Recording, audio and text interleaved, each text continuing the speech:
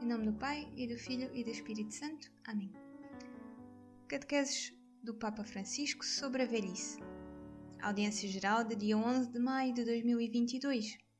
Nona Catequese. Judite. Uma juventude admirável, uma velhice generosa. Estimados irmãos e irmãs, bom dia! Hoje falaremos de Judite, uma heroína bíblica.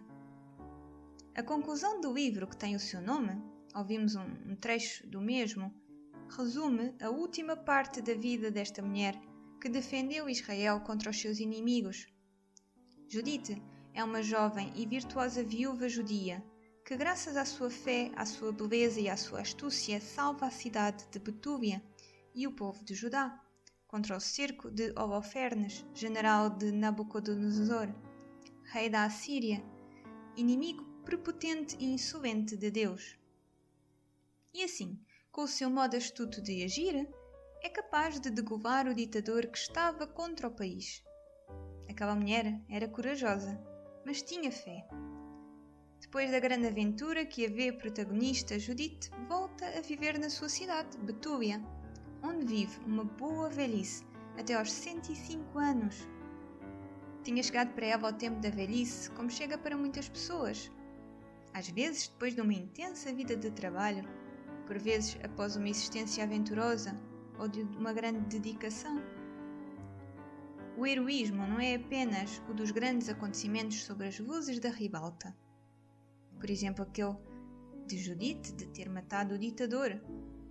Mas com frequência, o heroísmo encontra-se na tenacidade do amor derramado numa família difícil e a favor de uma comunidade ameaçada.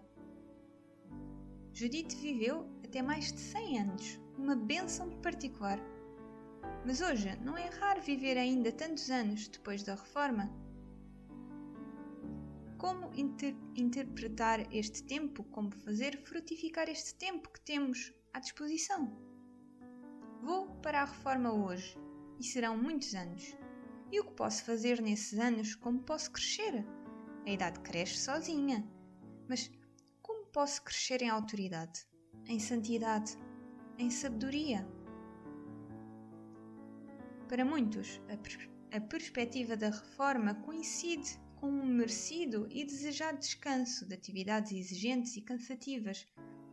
Mas também acontece que o fim do trabalho representa uma fonte de preocupação e que seja esperado com uma certa inquietação. O que farei agora? Que a minha vida se esvaziará daquilo que a preencheu durante tanto tempo? Esta é a pergunta. O trabalho diário significa também um conjunto de relações, a satisfação de ganhar a vida, a experiência de desempenhar um papel, uma merecida consideração, um tempo repleto que vai além do simples horário de trabalho. Claro que há o compromisso alegre e cansativo de cuidar dos netos, e hoje os avós desempenham um papel muito importante na família para ajudar a criar os netos.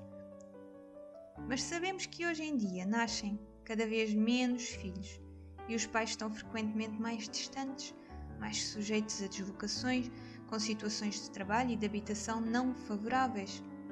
Às vezes, também mais relutantes em confiar aos avós espaços de educação e só lhes concedem aqueles estritamente ligados à necessidade de assistência.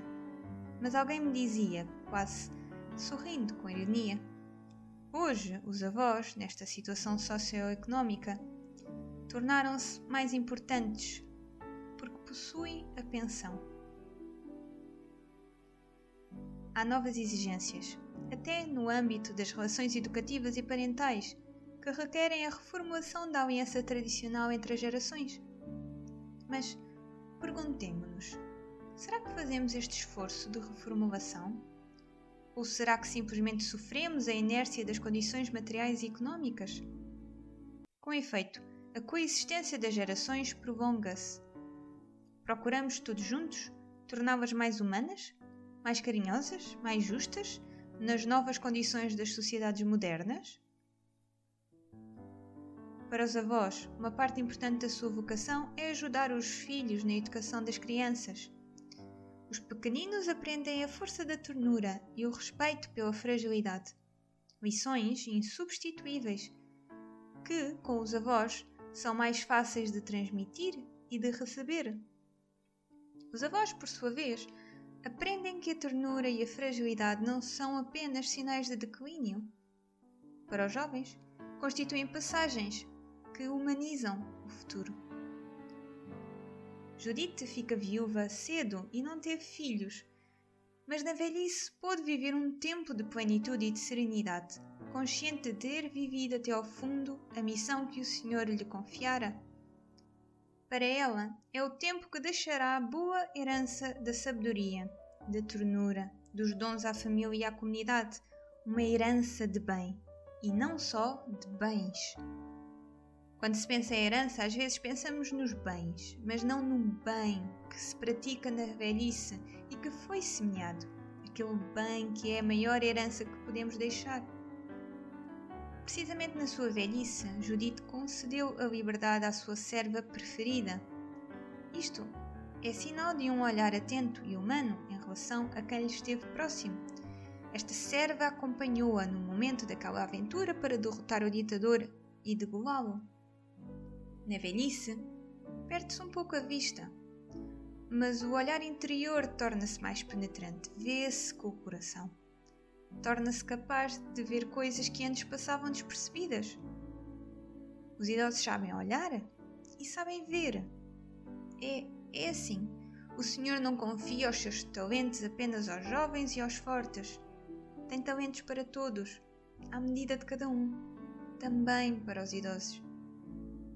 A vida das nossas comunidades deve saber desfrutar dos talentos e carismas que tantos idosos, que no registro civil já estão reformados, mas que são uma riqueza a valorizar. Isto requer da parte dos próprios idosos uma atenção criativa, uma atenção nova, uma disponibilidade generosa. As antigas habilidades da vida ativa perdem a sua parte de constrangimento, tornando-se recursos de doação. Ensinar, aconselhar, construir, cuidar, ouvir. De preferência, em benefício dos mais desfavorecidos, que não podem dar-se ao luxo de alguma aprendizagem ou que são abandonados à sua solidão. Judite libertou a sua serva, enchendo todos de atenções. Como jovem, conquistou a estima da comunidade com a sua coragem. Na velhice, mereceu-a pela ternura com que enriqueceu a sua liberdade e afetos. Judite não é uma reformada que vive melancolicamente o seu vazio. É uma idosa apaixonada que preenche com dons o tempo que Deus lhe concede. Recomendo-vos, pegai um dia destes a Bíblia e abri o livro de Judite. É pequenino, lê-se facilmente, são umas 10 páginas, não mais. Vede esta história de uma mulher corajosa, que acaba assim, com ternura, com generosidade, uma mulher à altura. Assim, gostaria que fossem as nossas avós. Todas assim, corajosas, sábias e que nos deixem a herança, não de dinheiro, mas a herança de sabedoria, semeada nos seus netos. Papa Francisco.